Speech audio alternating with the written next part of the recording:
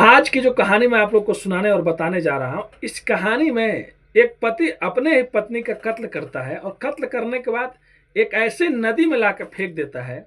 और फेंकने के बाद लगभग 15-16 दिनों के बाद वहां से 50 किलोमीटर दूर एक दूसरे नहर में एक लाश मिलती है।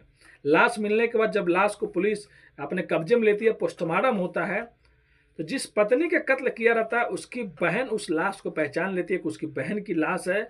और उसके बाद अब उस पति को भी अरेस्ट कर लिया जाता है। लेकिन जब अंतिम संस्कार करने के लिए, मुखाग्नि देने के लिए जो 11 साल का बेटा रहता है, जब वो पास में जाता है तो कहता है कि ये मेरी माँ नहीं है, मैं अपनी माँ को पहचानता हूँ। घर वाले कुछ लोग रहते हैं, वो लोग भी समझाते हैं, लेकिन बेटा बार बार कहता है मेरी माँ नहीं है।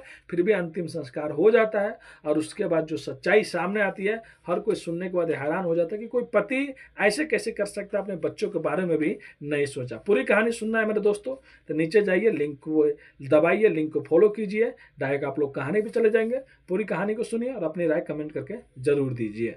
धन्यवाद। आज की जो कहानी मैं आप लोग को सुनाने और बताने जा रहा हूँ, इस कहानी में एक पति अपने ही पत्नी का कत्ल करता है और कत्ल करने के बाद एक ऐसे नदी में लाकर फेंक देता है।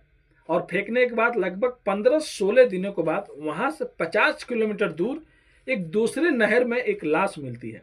लाश मिलने के बाद जब लाश को पुलिस अपने कब्जे में लेती है, पोस्टमार्टम होता है, तो जिस पत्नी का कत्ल किया रहता है उसकी बहन उस लाश को पहचान लेती है कि उसकी बहन की लाश है।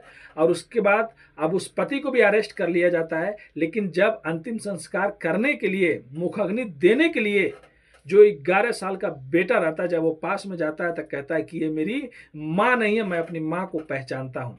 घर वाले कुछ लोग रहते हैं, वो लोग भी समझाते हैं, लेकिन बेटा बार बार कहता है मेरी माँ नहीं है। फिर भी अंतिम संस्कार हो जाता है। और उसके बाद जो सच्चाई सामने आती है, हर कोई सुनने के बाद हैरान हो जाता है कि कोई पति ऐसे कैसे कर सकता है, अपने बच्चों के बारे में भी नहीं सोचा। पूरी कहानी सुनना है मेरे दोस्तों, तो नीचे जाइए, लिंक को दबाइए, लिंक को फॉलो कीजिए, डायरेक्ट आप लोग कहानी भी चले जाएंगे। पूरी कहानी को सुनिए और अपनी राय कमेंट करके जरूर दीजिए।